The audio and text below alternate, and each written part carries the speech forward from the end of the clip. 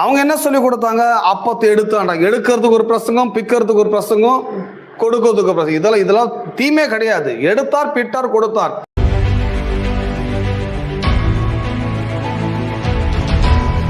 இந்த கசப்பான வாழ்வை விட்டு பாலும் தேனும் நலமும் விசாலமான ஒரு நல்ல நாட்டுக்கு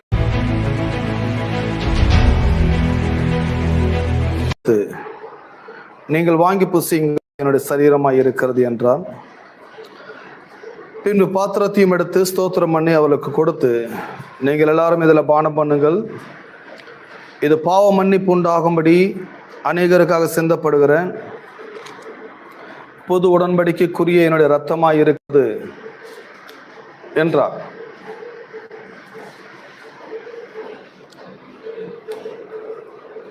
கிறிஸ்தவ சமுதாயத்திலே கிறிஸ்டியானிட்டிக்குள்ள 2 சடங்குகள் முக்கியப்படுத்தப்படுகிறது. ஒன்று ஞானஸ்தானம், இன்னொன்று ராபோஜனம். இந்த ராபோஜனம் ஆதி திருச்சபையிலே தினந்தோறும் எடுத்தார்கள்.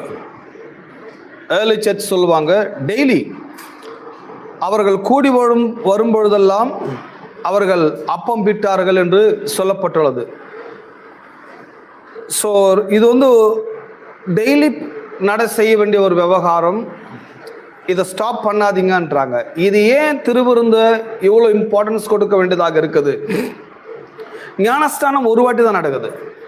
ஒரு வாட்டி நாம் ஞானஸ்தானம் எடுக்கிறோம். அதுக்கு அடுத்தடுத்து தொடர்ந்து இந்த திருவிருந்த திரும்ப திரும்ப செய்து கொண்டே இருக்கிறோம். ஒவ்வொரு மாதமும் எடுக்கிறோம். ஒவ்வொரு வாரம் கொடுக்குற சபையெல்லாம் இருக்குது. ஒவ்வொரு நாள் கொடுக்குற சபை கூட இருக்குது. டெய்லி கொடுத்தா கூட ஒன்றும் தப்பு கிடையாது. அது பெரிய வேலை. டெய்லி ரெடி பண்ணி கொடுக்கணும்னா டெய்லி கொடுத்து கப்பெல்லாம் கழுவி மறுபடியும் காய வச்சு மறுபடியும் ஊற்றி, அது பெரிய வேலை. அதனால தான் மாதத்துக்கு ஒரு வாட்டி கொடுக்கறது. மாதம் எடுக்கிறோமா, வாரம் எடுக்கிறோமா, டெய்லி எடுக்கிறோமாங்கிறது முக்கியம் இல்லை. பட் இதனுடைய கான்செப்ட் என்ன? ராபோஜனத்துடைய தீம் என்ன? என்னுடைய காலத்தில் நாங்கள் இந்த ஒரு பெந்தகோஸ்த பின்னணியிலேருந்து வந்ததுனால, இந்த மாதிரி ஆட்களோடு இருந்ததுனால, இந்த ராபோஜனத்தோட கான்செப்டை இன்னைக்கு நான் டீச் பண்ணுற மாதிரி என்னோட காலத்தில் யாரும் டீச் பண்ணது கிடையாது. ஆகவே தான் அந்தளவுக்கு பைபிளை குறித்த ஒரு பெரிய புரிதல் இல்லாமல் இருந்திருக்கிறேன். அவங்க என்ன சொல்லி கொடுத்தாங்க? அப்பத்தை எடுத்தாண்டாங்க. எடுக்கிறதுக்கு ஒரு பிரசங்கம், பிக்கிறதுக்கு ஒரு பிரசங்கம், கொடுக்கிறதுக்கு ஒரு பிரசங்கம். இதெல்லாம் தீமே கிடையாது. எடுத்தார், பிட்டார், கொடுத்தார். ஹோல் பேசேஜ் உடைய கான்செப்ட் என்ன? மத்தேயு 26, 26 29 வரைக்கும் ஒரு பேசேஜ். அது அந்த பேசேஜோட கான்செப்ட் என்னன்னா, இயேசு உங்கள் பாவங்களுக்காக மரிக்கிறார், உங்களை மீட்டெடுக்கிறார். அதோடு கூட அவருடைய மெயின் தீம் என்ன? உங்களோட ஒரு உடன்படிக்கை பண்ணுகிறார். எல்லாம் உடன்படிக்கை பண்ணுகிறார். சோ பிலீவர்ஸ் எல்லாம் யார்? விசுவாசிகள்லாம் யார்னா கவர்னன்ட் பீப்புள், உடன்படிக்கையின் மக்கள், கடவுளுடைய ஜனங்கள், தேவனால் மீட்கப்பட்டவர்கள், தெரிந்து கொள்ளப்பட்டவர்கள், அழைக்கப்பட்டவர்கள், பரிசுத்தம் உள்ளவர்கள், உடன்படிக்கையின் ஜனங்கள். இந்த ராபோஜனம் எடுப்பதற்கு இந்திய திருச்சபைகளில், இந்தியாவில் ஒரு சட்டத்தை வச்சிருக்கிறாங்க. ராபோஜனம் எடுக்கணும்னா நீ கண்டிப்பா என்ன எடுக்கணும்? பேப்டிசம் எடுக்கணும். இது ஒரு கமர்ஷியல். ராபோஜனம் எடுக்கிறதுக்கு பேப்டிசம் தான் முக்கியமா அப்படின்னு என்னைய கேட்டீங்கன்னா, ராபோஜனம் எடுக்கிறதுக்கு பேப்டிசம் விட மிக முக்கியமானது நீங்கள் கிறிஸ்து இயேசுவை விசுவாசிக்க வேண்டும். நீங்கள் இயேசு கிறிஸ்துவை என்ன செய்யப்பட வேண்டும்?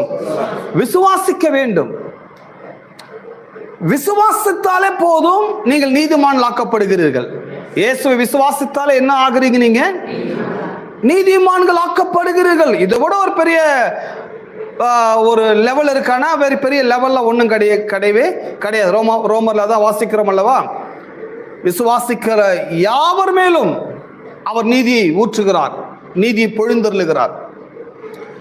விசுவாசிக்கிறவன் கெட்டு போவதில்லை, விசுவாசிக்கிற நித்திய ஜீவனை பெறுகிறான்.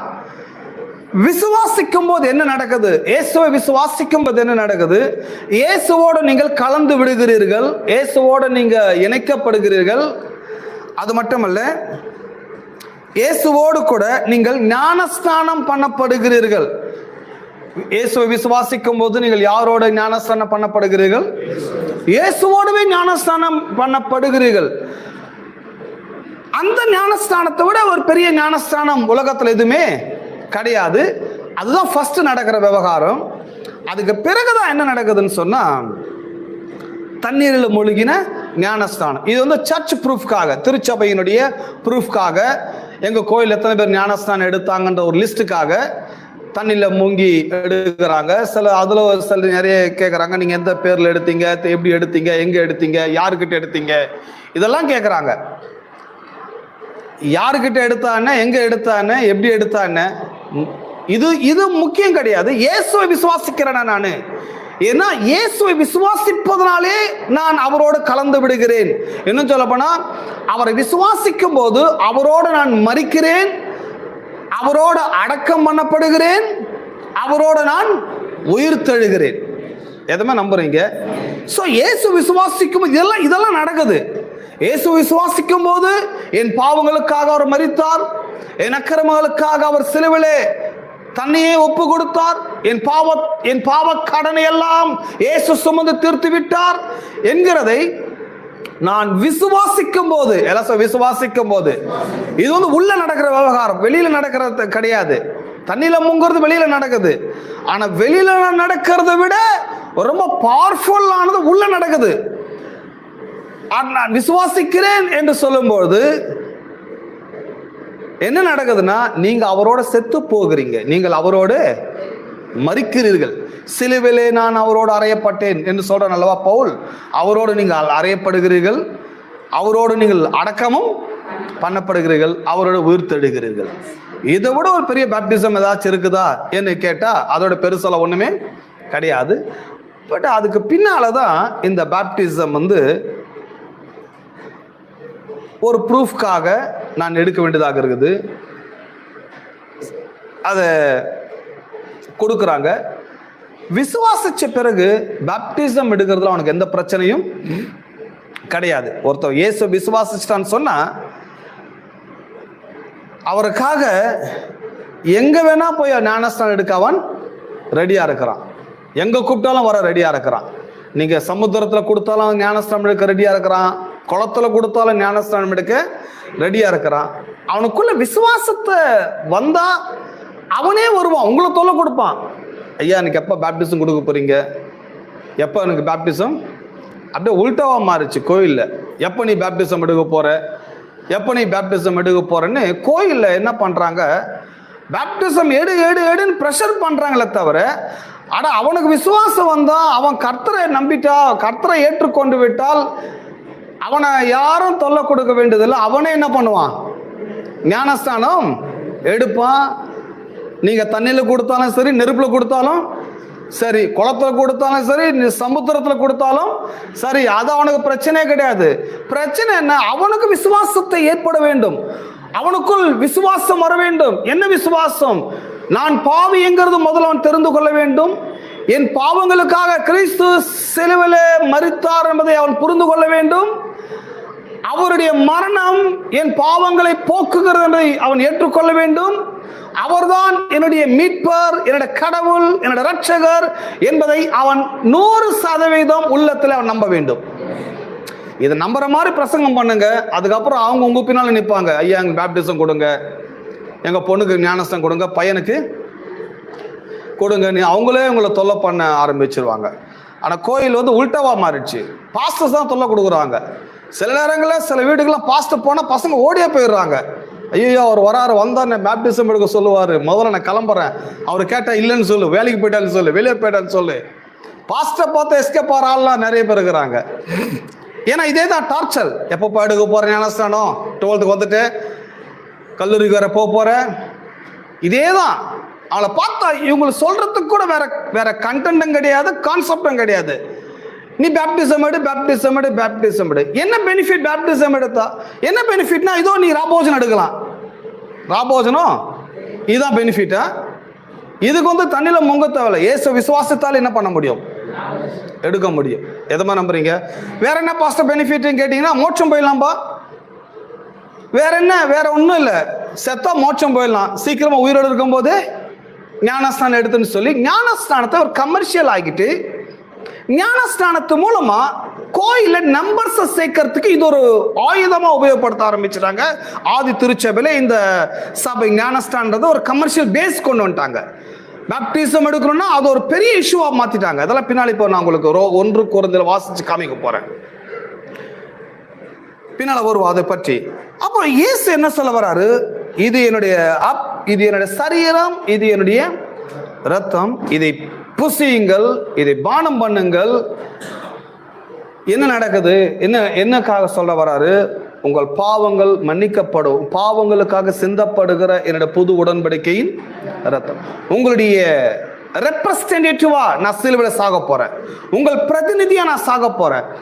என் ரத்தம் உங்கள் பாவங்களை மன்னிக்கும், என் ரத்தம் உங்கள் பாவங்களை, இயேசு கிறிஸ்துவின் ரத்தம் சகல பாவங்களை நீக்கி சுத்திகரிக்கும். அங்க ஹைலைட் என்ன, அங்க முக்கியத்துவம் என்ன? இயேசுவின் ரத்தம் தான் என் பாவங்கள் மன்னிக்கிறது. பாஸ்டர் கண்ணீர் விட்டு ஜெபம் பண்ணினதுனால என் பாவங்கள் என்ன பண்ண போறது இல்ல, மன்னிக்க போறதில்ல. பாஸ்டர் கண்ணீர் விட்டு ஜெபம் பண்ணினதுனால நான் மோட்சம் போக போறதும் கிடையாது. இங்க பாஸ்டர் கண்ணீர் இல்ல, ரத்தமே சிந்தினா கூட நீங்க ஒண்ணும் பண்ண முடியாது. இங்க இஷ்யூ வந்து கிறிஸ்துவின் ரத்தம், இயேசு சிந்தின ரத்தம். அவர் சொல்றாரு, இது என்னுடைய சரீரம், இது என்னுடைய ரத்தம், இதை நீங்கள் வாங்கி புசியுங்கள், இதை நீங்கள் வாங்கி பானம் பண்ணுங்கள், இது உங்கள் பாவங்களுக்காக சிந்தப்படுகிற என்னுடைய புது உடன்படிக்கையின் ரத்தமாக இருக்கிறது. புது உடன்படிக்கையின் ரத்தமா இருக்கிறது. இதனுடைய இம்பார்ட்டன்ஸ் என்னன்றதை அவர் சொல்லி தராங்க. என்ன நடக்குது? நீங்க பாவங்கள் மன்னிக்கப்படுவதோடு நிறுத்தி விடாம உங்களை இன்னொரு நிலைமைக்கு கொண்டு வராரு. நீங்கள் உடன்படிக்கைக்குள்ள வர ஆரம்பிக்கிறீங்க. உடன்படிக்கைக்குள்ள, கிறிஸ்துவினுடைய உடன்படிக்கைக்குள்ள, அவருடைய ஒப்பந்தத்துக்குள்ள அவரோட நீங்கள் இணைக்கப்படுகிறீங்க. இந்த அவருடைய உடன்படிக்கை என்ன பண்ணுது? உங்கள் ஆபத்து காலத்தில் அவர் உங்களுக்கு துணையாய் இருப்பார். அவரோட உடன்படிக்கை பண்ணிட்டீங்கன்னா, கடவுளோடவே உடன்படிக்கை பட்ட மக்கள் உலகத்துல யாராச்சும் இருக்கிறாங்களான்னு கேட்டீங்கன்னா நான் சொல்லுவேன், கிறிஸ்தவ மக்கள் தான் கடவுளோடவே என்ன பண்ணிருக்கிறாங்க, உடன்படிக்கை பண்ணிருக்கிறாங்க. இது எவ்வளவு பெரிய ஒரு கிரேட்டஸ்டான மேட்டர். இது ரஷ்யாவோட உடன்படிக்கை பண்றாங்க ஒரு சில நாடுகள், பாகிஸ்தானோட உடன்படிக்கை பண்றாங்க, நாடுகளோட உடன்படிக்கை பண்ணப்படுறதை பார்த்துருக்கிறோம்.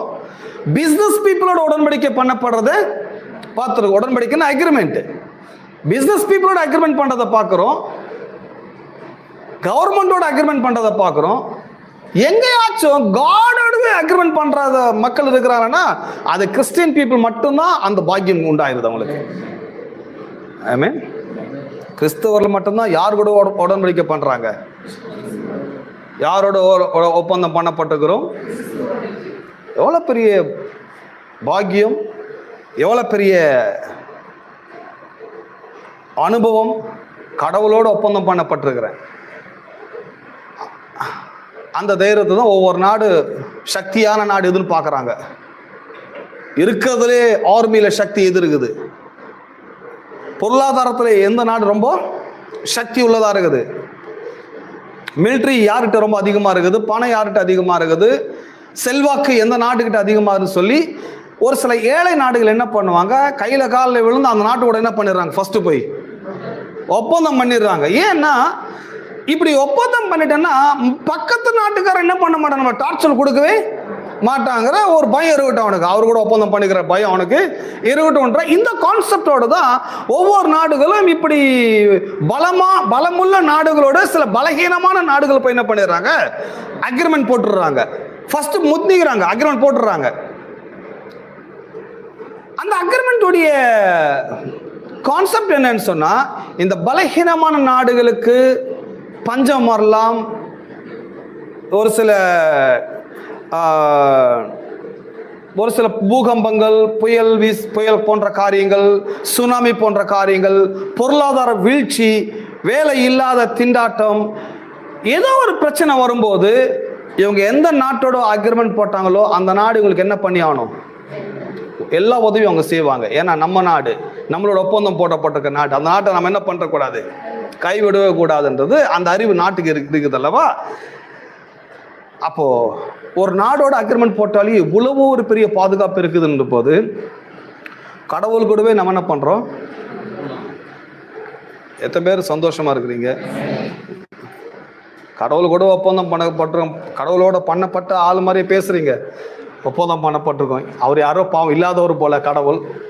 அவர் ஏதோ பாவம் காட்டில் மேட்டில் ஆடுகிட மேய்ச்சி அவர் ஏதோ பொழப்ப நடத்துறாரு.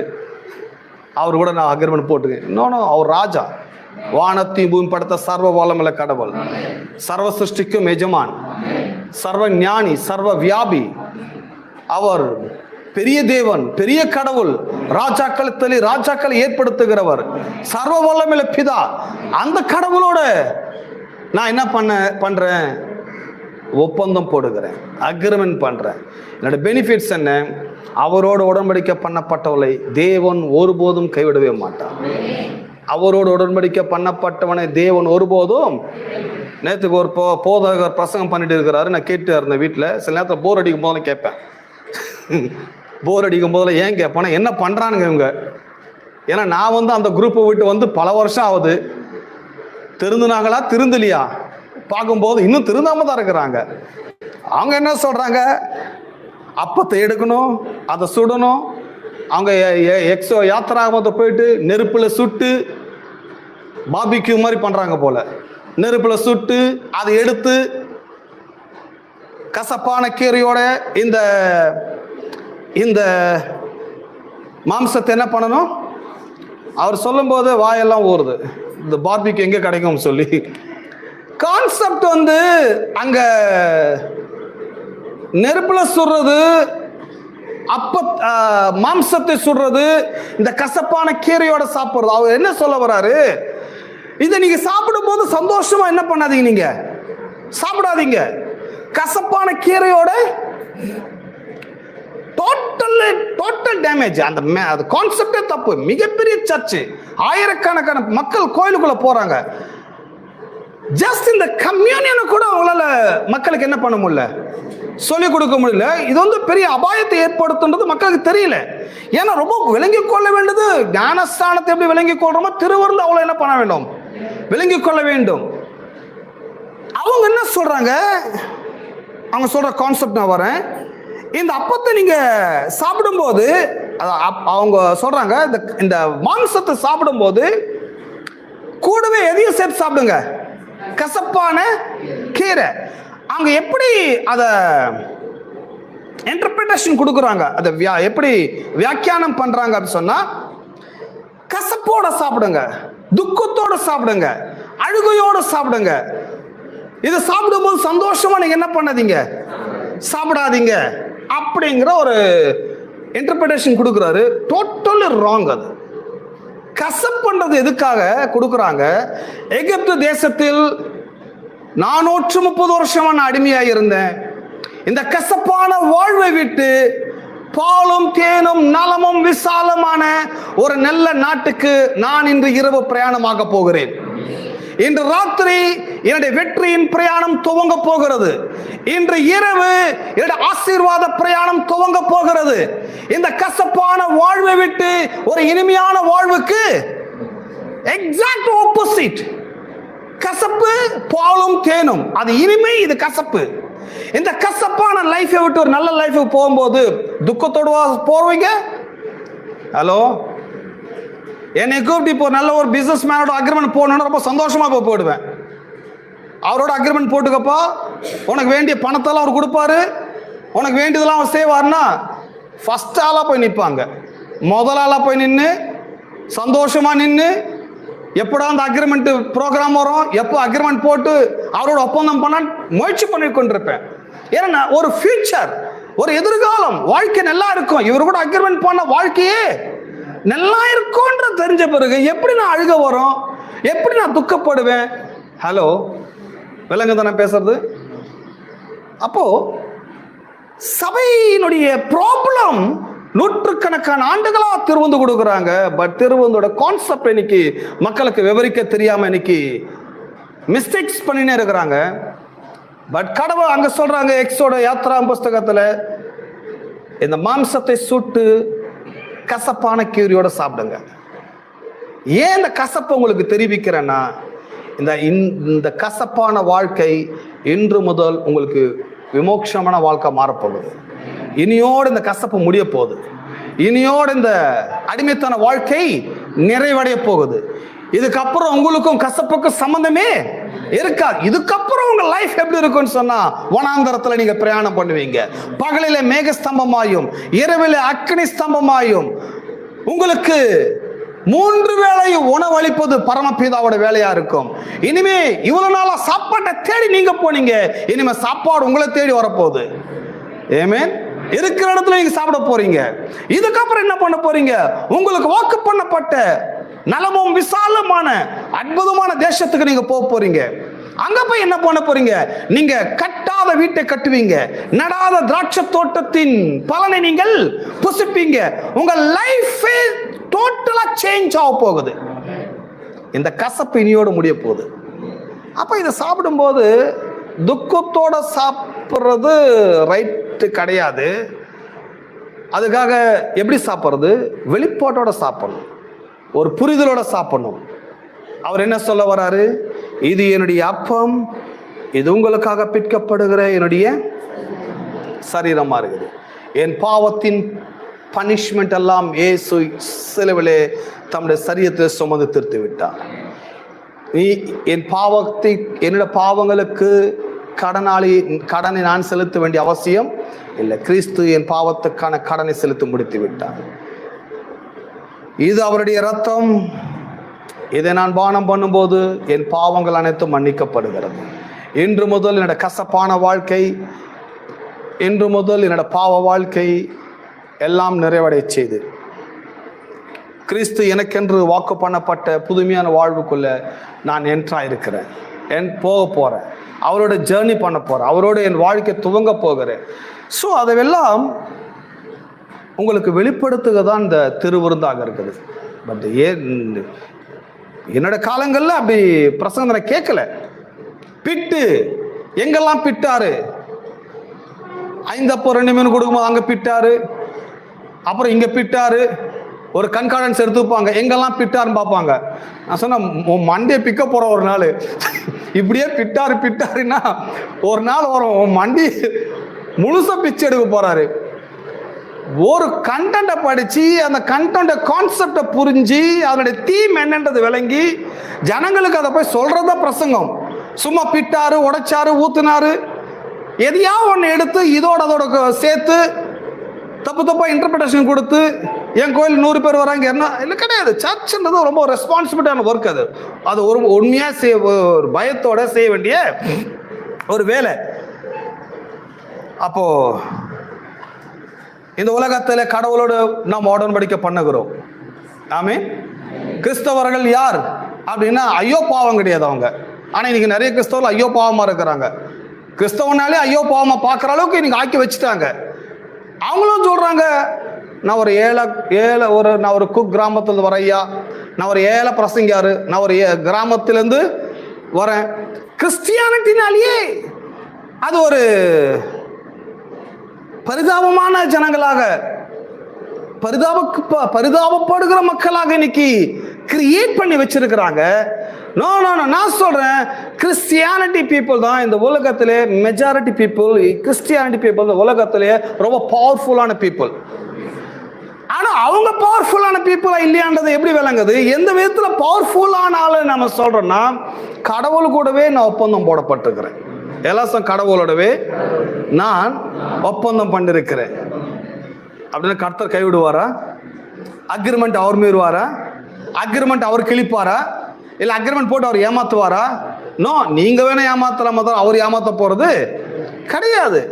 ஆகவே இந்த ராபோஜனம் என்பது எதை எனக்கு பிரகடனப்படுத்துதுன்னு சொன்னா, வெளிப்படுத்துது சொன்னா, நான் கடவுள் என்னோட நான் போல அக்ரிமெண்ட் அவரே என் கூட போடுறாரு.